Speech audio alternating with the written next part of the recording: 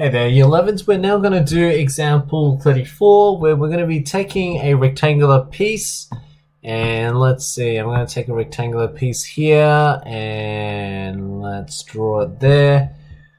We've got a rectangular piece that goes from 30 centimeters to 6 centimeters. Okay, cool. 30 by 6. Fold the paper in half successfully until you have folded it 5 times. Tabulate the times folded F and the number of creases in the paper C. So in this case here, I'd probably say F for folded. I can crease it 0 times. Sorry, I fold it 0 times. Crease is C. Fold it once, fold it twice, 3, 4, and 5 times. From here, I need to calculate number of creases. Well, obviously, 0 creases if you haven't folded it. But if I do fold it once in half, this is where the line would be. So I would end up with 1 crease. And then once I've got that, I'll fold it in half again. Well, then it'll be halved over here. So that's now 2 lines. But keep in mind that when you fold it, try to imagine that when you fold it in half, when you open it up again, you'll also get another line over here. True? So that makes it now 3. You got 3 lines there. And then if you think about it, when you fold the next one, so you fold this one here, that will have an effect when you open it up. This square right here will have another half in every one of those. So you're adding on another 4. Okay, so for every box that you had before, you now get halved in each and every one of those. So you get another 2. Okay, so you get 2 for every box you get, which is interesting here. So let's think about it. When you started off with 1, 0 creases. When you fold it in half, you get 1, and then when you fold it in half again, for every 2 boxes there, you double it. So that means that this gets halved and that gets halved there. So you get 4 boxes, but that's made up of 3 lines. So you can think of it as how many boxes in each one. If I were to calculate this, this is 1 box, 2 boxes. So that's 1, 2 there. Then 1, 2, 3, 4 boxes. But the number of lines is always minus 1, isn't it? So for 2 boxes, you get 1 line. For 0 boxes, you got 0 lines there. And then here for 4 boxes, you get 1, 2, 3 lines.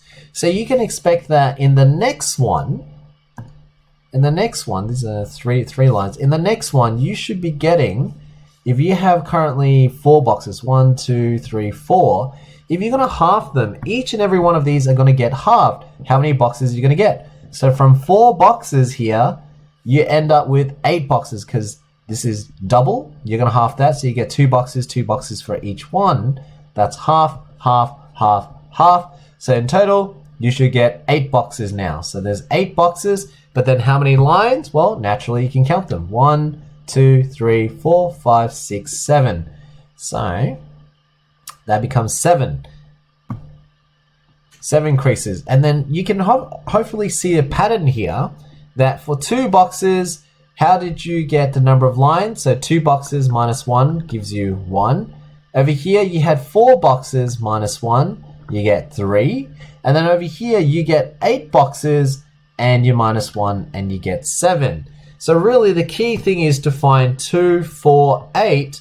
Can you see the pattern of the number of boxes you get?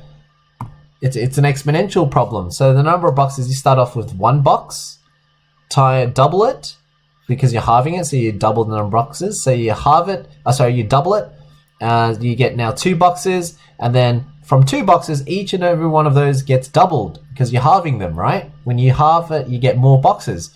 So half of each one, so 2, doubling that now gives you 4 boxes.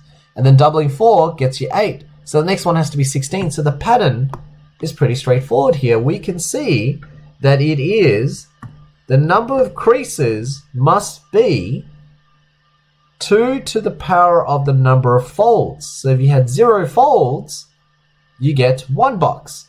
And that tells you the number of boxes you get. And then you get a minus 1. True? So you minus 1. So this tells you the number of boxes you're going to get. It's 2 to the power of 0. For the first fold, you get 2 to the power of 1, which is 1 box, or 2 boxes.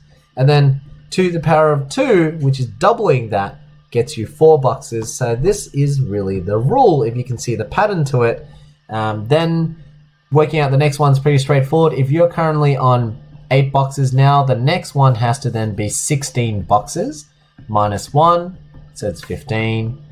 And then after that, if you double 16, you should get 32 boxes minus 1, so 31. So hopefully you can see the pattern there, and then if you can translate that pattern into an exponential, technically that will allow you to find, if I told you the 10th fold, how many creases would you get? If you follow that formula, you should be able to figure it out as well. But the pattern is obviously every time you halve the box, you actually end up with more boxes or more squares in it. And the number of creases is always one less. And that's how you would figure out the rule for example 34.